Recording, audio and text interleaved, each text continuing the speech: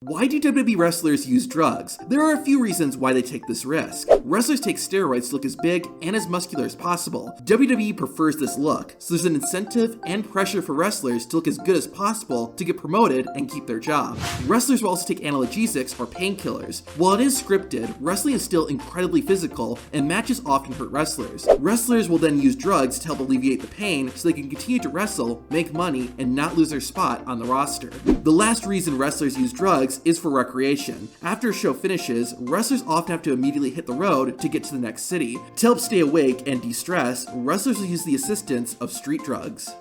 Why do WWE wrestlers wear wrist tape? There's actually a few reasons, and it's not just to keep them safe. Wrist tape gives a wrestler's opponent something to grab onto. This is especially important since wrestlers will sweat during a match, and some come out wearing baby oil, both of which make a wrestler's body slippery and hard to grab. Wrestlers can also hide things in their wrist tape. If a wrestler wants to bleed during a match, they might put a small razor blade in their tape and pull it out when the time is right. The wrist tape also helps the audience track punches. Flesh on flesh can be hard to see, but having white or black tape helps the strikes stand out.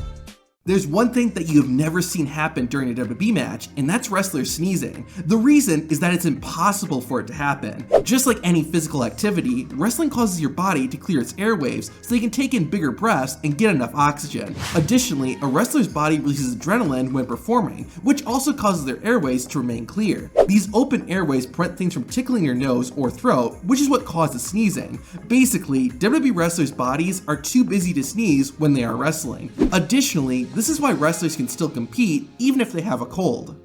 There's one thing that WWE does to their male wrestlers that they do not do to their female wrestlers, and that's having their weight announced during ring introductions. There are a few reasons why WWE doesn't announce female wrestlers' weights. One is a social thing. It's an unwritten rule of society that you never ask a woman her weight. Another reason is because of weight classes. WWE has different divisions for male wrestlers based on weight, like cruiserweight and heavyweight. There are no weight divisions for women in WWE, and therefore there's no need to announce their weight. There have been some exceptions though. Nia Jax's weight was announced during part of her WWE career. This was done to present her as a monster athlete, but it did receive some criticism from fans.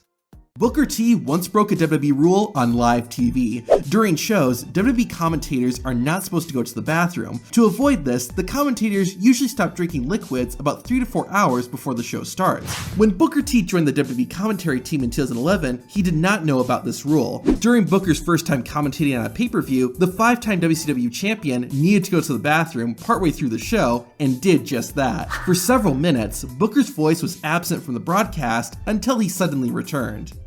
Shawn Michaels once gave a secret message on TV to one of his friends who was working for WWE's rival, WCW. At WrestleMania 13, Michaels was a guest commentator for the main event. During his entrance, HBK made a quick, too sweet gesture to the camera. The next night on WCW Nitro, Shawn Michaels' real-life friend, Kevin Nash, said this. Right back at you, HBK! This meant that, despite working for a rival company, Kevin Nash paid to watch WrestleMania to support his friends. There's a reason why The Undertaker's WWE entrance was so long, and it's not just because his character was supposed to be evil and serious. The dead man revealed that he would make his entrance longer if he had a bad opponent. Like if I was working with somebody that was pretty limited, thought I was going to have just a really shitty match with, I was like, man, I'm going to get my money's worth out of this entrance. There were times I would take a little bit of extra time because I knew the match was going to be horrible, so I figured I might as well give it to them on the entrance because they're going to be disappointed once this bell rings. You'll rarely see an empty seat at a WWE show, and there's a reason why. If a fan leaves their seat during a televised event to go to the bathroom or something, WWE will have a seat filler replace them. Seat fillers are local people who sit in unoccupied seats during WWE shows. This is why WWE arenas always look sold out when the cameras are on. Once the fan returns to their seat, the seat filler will leave. Additionally, if some seats aren't sold, then a seat filler will usually stay there for the entire show. Seat fillers are not paid, but they do get to watch WWE shows for free. The only thing a seat filler isn't allowed to do is touch the wrestlers in any way. Bobby Lashley got fired from WWE for complaining about money. In February 2008, Bobby Lashley was released from WWE while recovering from an injury. According to former WWE wrestler The Sandman, the reason WWE fired Lashley was because he complained about how much he was paid for his WrestleMania 23 match. Sandman said that the Almighty was given $500,000 for his Battle of the Billionaires match with Umaga. Apparently, Lashley felt he deserved more, which angered Vince McMahon, ultimately leading to Bobby's release less than a year later. A female WWE wrestler who was once allowed to wrestle while intoxicated. In February 2019, at an untelevised WWE show in Saginaw, Michigan, Alicia Fox was scheduled to compete in a 6-woman tag team match. When she arrived at the arena, Fox was drunk. Despite this, Arn Anderson, who was a WWE agent and in charge of the match, still allowed Alicia to go out and perform. Nothing serious happened. However, Anderson was soon fired for allowing Fox to compete while intoxicated because it put her and the other wrestlers in danger. A teenager once sued The Rock, Triple H, and WWE. In 2011, an 18-year-old named Ralph Basham from Kentucky filed a lawsuit claiming he was injured while attending a WWE show in 2000. During the event, The Rock and Triple H were having a match and at one point started fighting amongst the crowd. According to the lawsuit, a woman got knocked over and landed on Basham, injuring his right knee. The teenager said the injury didn't allow him to compete in sports and affected his childhood. Since WWE refused to cover any expenses, this led to the 18-year-old suing the company as well as The Rock and Triple H. The lawsuit went on for nearly 4 years until the teenager agreed to dismiss the case. While it's unknown, it's likely WWE and/or Triple H and The Rock gave the teen some money in order to get him to let it go. Why did Triple H spit water into the air during his entrance? When the game first joined WWE in 1995, fans said that he would never become WWE Champion. 4 years later, Triple H proved them wrong when he beat Mankind to win the WWE title. After the victory, the King of Kings started spraying water at the crowd while holding the championship as an act of defiance. It got a good reaction, so Triple H decided to make it a signature part of his entrance, no matter if he was a good guy or a bad guy. John Cena once refused to lose the WWE Championship to a younger wrestler. In 2010, Jack Swagger won the Money in the Bank contract at WrestleMania. The next night on Raw, Swagger attacked and was ready to cash in on the WWE Champion. However, Cena recovered before the All-American American could use his Money in the Bank contract. Jack Swagger shared years later that backstage, John Cena refused to lose to him. This led to Swagger instead cashing his briefcase on SmackDown and defeating Chris Jericho to become the World Heavyweight Champion. A few days after that, Cena said this to Jack Swagger: "You're not championship material." This is likely how John Cena legitimately felt about Swagger. Andre the Giant was a legendary drinker. The man famously drank 119 12-ounce bottles of beer over the course of 6 hours. One time, Andre the Giant was at a hotel and got so drunk that he fell asleep in the lobby. Nobody could wake him up, and he was so big that it was impossible to move him. The hotel staff ended up leaving Andre on the floor, and the Giant slept the entire night in the hotel lobby. WWE lost a ton of money because of a dumb decision they made. In 2014, Batista left WWE after returning earlier that year so he could promote the movie he was in, Guardians of the Galaxy. However, Batista wanted to return and have a match at the 2014 SummerSlam pay-per-view, which is only about 2 weeks after Guardians was released. Batista thought it would be great for him to return after being in a big movie and pitched the idea to Triple H and Stephanie McMahon. They laughed and said, "We don't even know if the movie's gonna be good." Not only was Guardians of the Galaxy critically praised, but it also made $773 million at the box office and launched Batista's career as a mainstream actor. Scott Hall was a genius for what he put in his contract. Hall's agent revealed that when the bad guy went to WCW, there was a special condition in his contract that made Scott millions of dollars. The deal was that if WCW signed anyone and they were getting paid more money than Scott Hall, then WCW would have to increase Hall's salary to match it. Because of this, Scott Hall earned over $4 million from his WCW contract. Why did Triple H change his attire and start wearing biker shorts? In 2003, at an untelevised WWE event in San Jose, California, Triple H wrestled his first ever match against Goldberg. During the fight, Triple H got injured and tore his groin. To help him walk, the game had to start wearing biker shorts. However, the shorts were so tight that multiple people had to help Triple H get into them.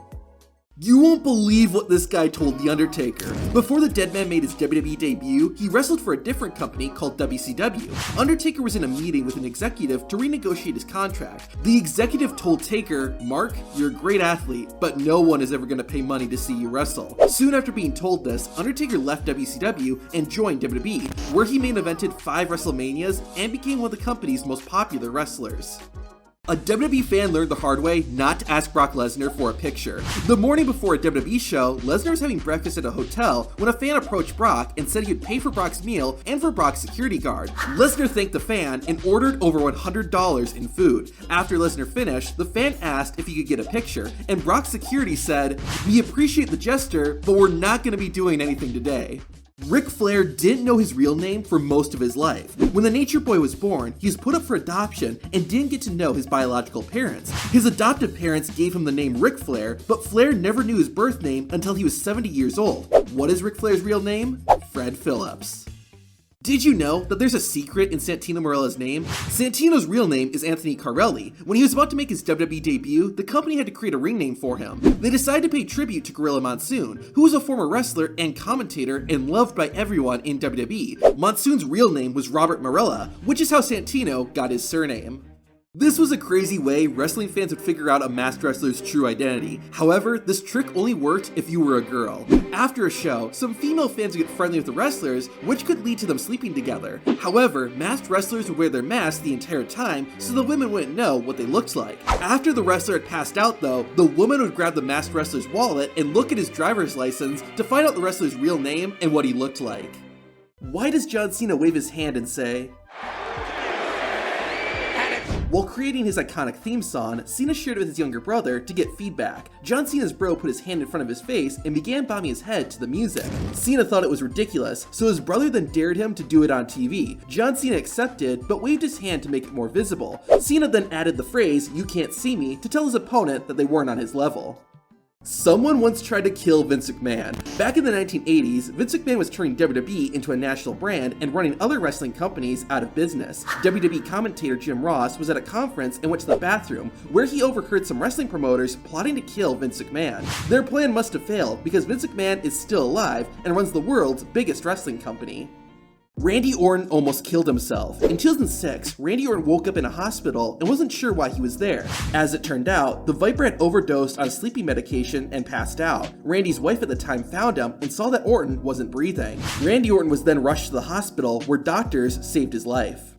Every black person who has won the WWE Championship has lost the title to Brock Lesnar. In 2002, Brock defeated the first black WWE champion, The Rock, at SummerSlam.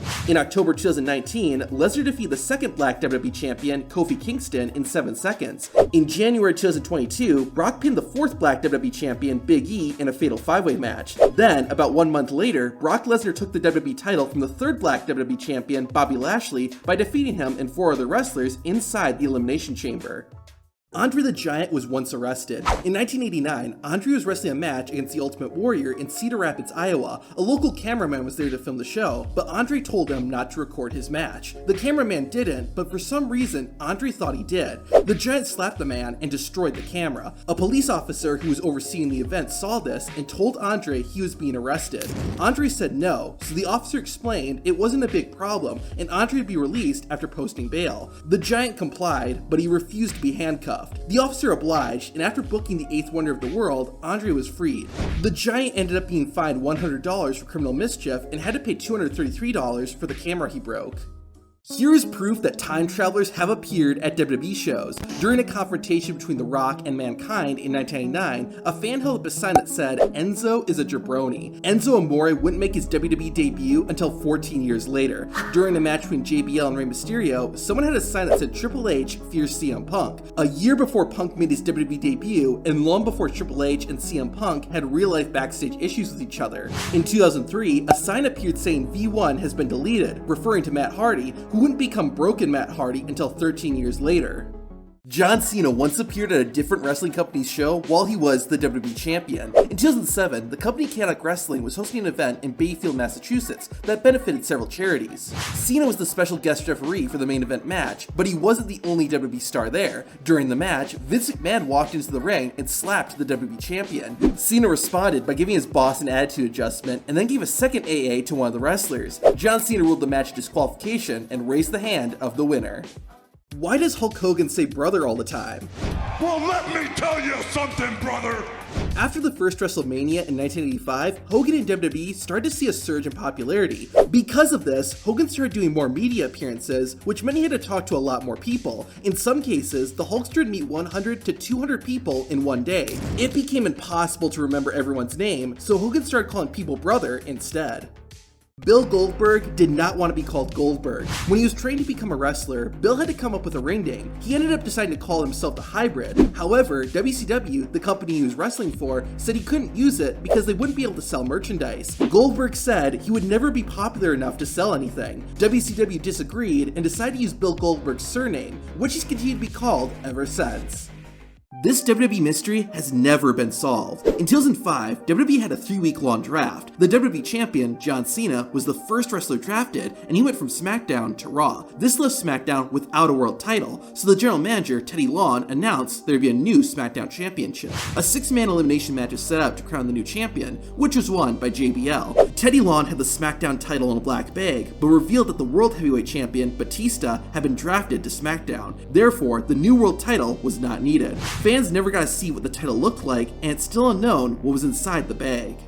You do not want to have a match against this wrestler in November. On November 8th, 2005, Eddie Guerrero wrestled a match against Mr. Kennedy. 5 days later, Eddie died due to heart failure. 4 years later, on November 28th, 2009, Mr. Kennedy wrestled Umaga. 6 days later, Umaga would suffer a heart attack and passed away. What makes it even creepier is that Umaga's real name was Eddie. Another wrestler died the same day as Chris Benoit. On June 24, 2007, a retired wrestler named Biff Wellington was found dead in his home in Calgary, Alberta, Canada. The cause of death was a heart attack. What makes it even creepier is that Wellington was one of Chris Benoit's first tag team partners, and they even won a championship together. CM Punk tried to ban his own mother from attending WWE shows. In 2013, Punk revealed he had given his mom over $100,000, but she threatened him once Punk stopped sending her money. One of the threats was to release potentially embarrassing information about her son, which CM Punk thought had to do with him getting arrested while in school. Punk filed a restraining order against his mom, which was granted. He also asked the court to ban her from WWE shows, but it wasn't revealed if the judge granted that request. Do WWE wrestlers get paid when they're injured? Yes and no. Wrestlers will still get royalties from the sales of their merchandise and from the shows they've already appeared on. However, they will make less since wrestlers are also paid when they wrestle. Additionally, merchandise sales will likely decrease if a wrestler is not at WWE shows. This is one reason why wrestlers will sometimes keep their injuries a secret. However, all WWE wrestlers have a downside guarantee. If a wrestler has a guarantee of $100,000 and they only make $75,000 during the year because they're out with an injury, then WWE will give them $25,000 to make up the difference. Did this wrestler win the WWE Championship by accident? Sheamus won the WWE title just 166 days after making his debut. Not only that, but he defeated John Cena to win the belt, and he did it without cheating. However, what really makes it seem like an accident is the way Sheamus won. He fought Cena in a tables match. Both men fell off a turnbuckle and landed on tables, but Sheamus' table didn't break. This led to some fans wondering if Sheamus messed up the ending and accidentally won the WWE title. It's believed that the plan was for Sheamus to go through the table, but he would still be awarded the WWE Championship. The Celtic Warrior later confirmed in an interview that he was told before the match that he was going to win the WWE title. Does WWE pay for a wrestler's medical expenses if they get injured? The answer is sometimes yes and other times no. If a wrestler gets injured during a match, then WWE covers 100% of the medical costs. However, WWE only covers in-ring injuries. For any other injury, wrestlers are on their own. For example, Cody Rhodes tore his pectoral muscle during training. Since it happened outside of WWE, Cody had to pay the medical expenses himself. This WWE match was only 2 seconds long. On the September 4th, 2000 episode of Raw, Taz demanded 2 matches, one against Chris Jericho and the other against Jerry Lawler. The Raw commissioner, Mick Foley, decided to put Taz in a tag team match against both men, and he had a surprise tag team partner for the human suplex machine. The mystery partner turned out to be Midian. This caught Taz off guard, which led to this.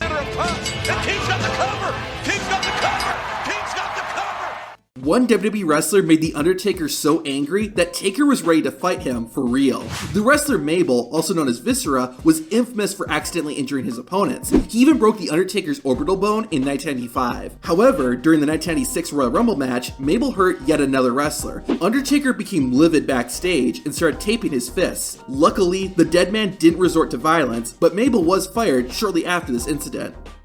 Ric Flair once had to pay $5,000 because he refused to take a picture. At the Unforgiven pay-per-view in 2005, Flair fought Carlito for the Intercontinental Championship. The Nature Boy won, and after the match, WWE wanted to get a picture of Ric with the belt. However, Flair refused because he would have to take off his shirt, which he didn't want to out of pride. WWE ended up fining the champion $5,000 for not taking the picture.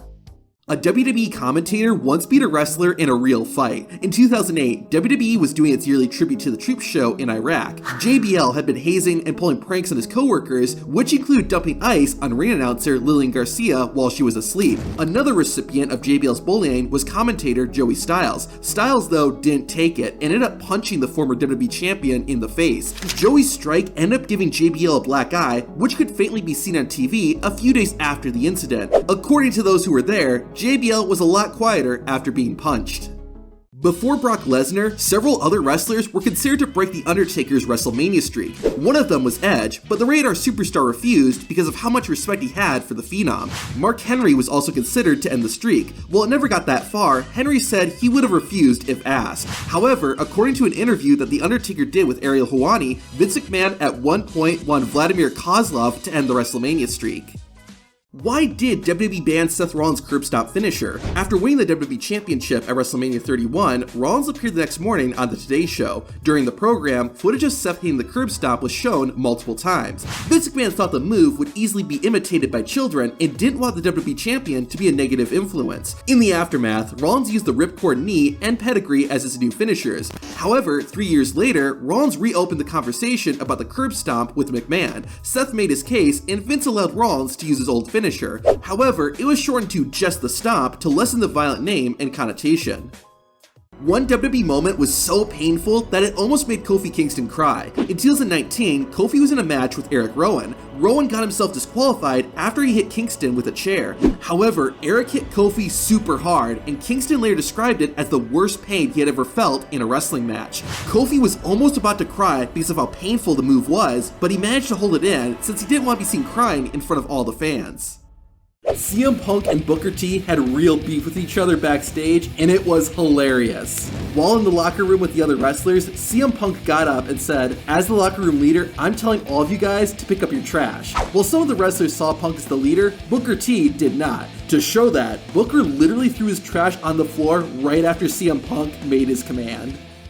In 1998, an 11-year-old kid asked Stone Cold Steve Austin what he thought of Goldberg. Here's what Austin said. "What do you think of Dylan Goldberg?"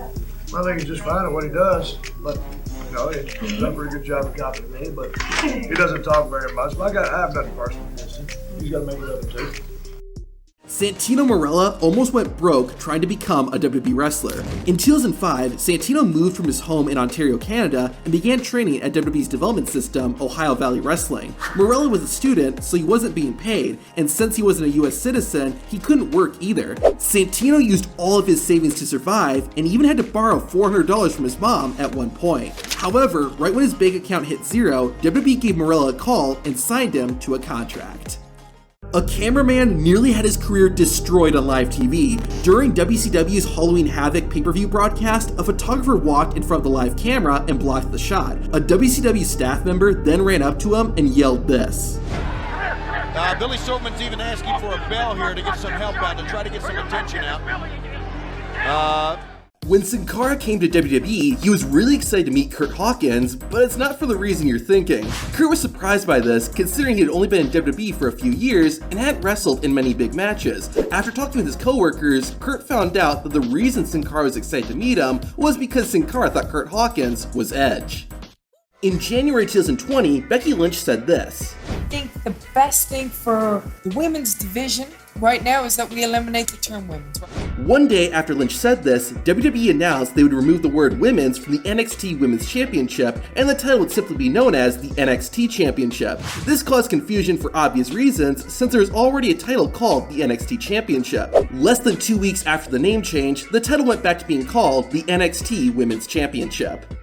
A WWE wrestler was going to kill Paul Heyman on live TV. Tommy Dreamer was the heart and soul of ECW, but during his time with the company, he turned down much better contracts with WWE. This was due in part to the owner of ECW, Paul Heyman, persuading Tommy to stay. When ECW went out of business in 2001, Dreamer was left without a job and forced to live with his parents. Dreamer also learned that Heyman had secretly been getting paid by WWE for years. Even worse, Tommy was told he was going to make his WWE debut at WrestleMania 17, but plans fell through. roof. This put Dreamer in a very dark place, and he got a hold of a gun. His plan was to go to WrestleMania 17, jump the barricade, shoot Paul Heyman, who was doing commentary, and then turn the gun on himself. As he was contemplating all this, Tommy Dreamer got a call from a number he didn't recognize. He let it go to voicemail, and the recording said, "Hey Tommy, it's Jim Ross. Just want to let you know we are still thinking about you. We are gonna get it done. Just gotta hang tight. Thank you." This is all Dreamer needed to turn everything around.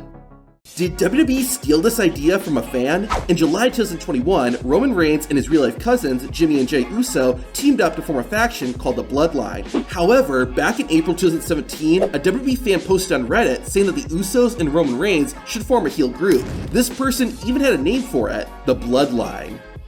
Mark Henry once attacked a WWE crew member for looking at a female wrestler. AJ Lee was stretching backstage and was being stared at by a local WWE crew member. Mark Henry saw what the man was doing and lifted him up and pinned him against the wall. It's unknown what Henry did to the crew member, but AJ Lee became ecstatic over what Mark did for her. Kurt Angle once got mad at John Cena and beat him up for real. Back when John Cena was new to WWE, he was having a match against the Olympic gold medalist at a non-televised event. During the match, Cena left the ring and went into the crowd. He grabbed a giant foam finger and used it to taunt Kurt Angle. The crowd liked it, but Angle was upset John Cena did this. Once Cena was back in the ring, Kurt beat Cena half to death. They patched things up after the show, and over a decade later, John Cena inducted Kurt Angle into the WWE Hall of Fame. Someone actually sold a bag of air from WrestleMania 39. The air was listed on eBay 10 days after the show, and of course, it was listed as brand new. 12 bids were placed on the bag of air, and it ultimately sold for a total of $19.60. Only hardcore WWE fans understand this joke. In June 2012, Vince McMahon confronted the Raw general manager, John Laurinaitis, and said this. You're the astute businessman who actually hired the wrong one-legged wrestler. Back in 2003, WWE wanted to hire a wrestler named Zach Gowen, who only had one leg due to childhood cancer. John Laurinaitis was the director of talent relations at the time and just had to send the contract to Zach Gowen. However, Laurinaitis accidentally sent the contract to a man named Steve Chamberlain, who was also a one-legged wrestler. The contract was rescinded and Gowen was eventually hired, but Vince McMahon clearly never let John Laurinaitis forget his mistake. Why does Jeff Hardy wear face paint? Jeff is an artist and loves to paint. However, once he became a full-time wrestler, Jeff found it difficult to be artistic due to time and needing something to paint on. Hardy then found a solution: use his face as the canvas and incorporate it into his wrestling persona.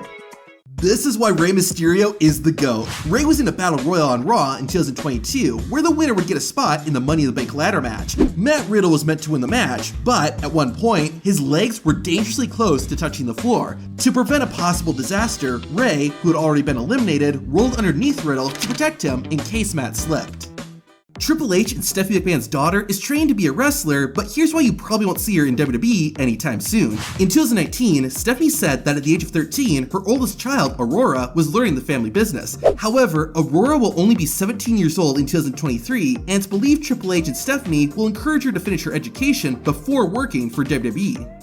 There are a few tricks WWE uses to make their wrestlers seem taller than they actually are. One is the referees. WWE won't even consider hiring someone to be a referee if they are 6 feet or taller. The shorter the referee, the taller a wrestler will appear. Likewise, WWE often hires petite women to be backstage interviewers and will have them go barefoot so they appear as short as possible next to the wrestlers. In some cases, WWE will even have an interviewer spread out their legs to make them appear shorter. Wrestlers will also give themselves a few extra inches of height by wearing lifts in their boots. Chris Jericho, Mick Foley, and Kane all wore special boots at one point in their career to make them look a little taller. If Jon Moxley, aka Dean Ambrose, ever throws a water bottle at you, do not throw it away. Once Ambrose left WWE and joined AEW, he took a page out of Triple H's playbook and started bringing a water bottle with him to the ring. Moxley always throws it into the crowd, but before doing that, he puts his autograph on the bottle.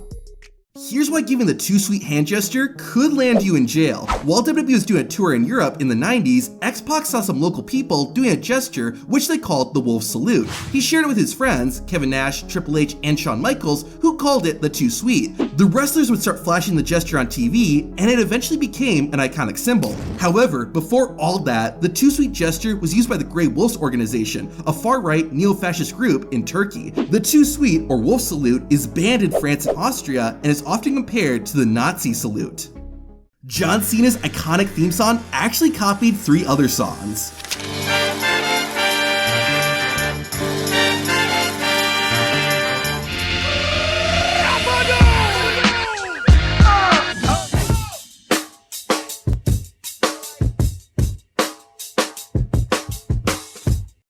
is why John Cena is the GOAT. Cena has granted over 650 wishes for the Make-A-Wish Foundation. It's easy to say that Cena did all that just to make himself look good, but that's not true at all. John Cena did not want to publicly share the wishes he was granting, and for a while, he didn't. Cena only agreed to after Vince McMahon told him that letting people know about the work Cena was doing would make them more inclined to get involved and support Make-A-Wish.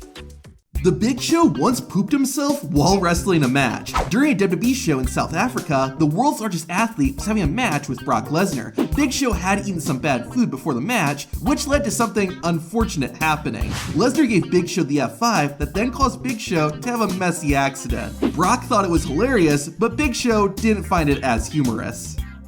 WWE once had to censor Randy Orton's RKO because it was too violent. In 2012, WWE launched a show called Saturday Morning Slam. Unlike WWE's other shows that were rated PG, Saturday Morning Slam was rated G. This meant wrestling moves that were too violent couldn't be shown. Even some WWE theme songs had to be censored. When Randy Orton made his first appearance on Saturday Morning Slam, he went to hit his opponent with the RKO. The finisher was too violent for a G-rated show, so the camera awkwardly cut away and missed the move. Randy Orton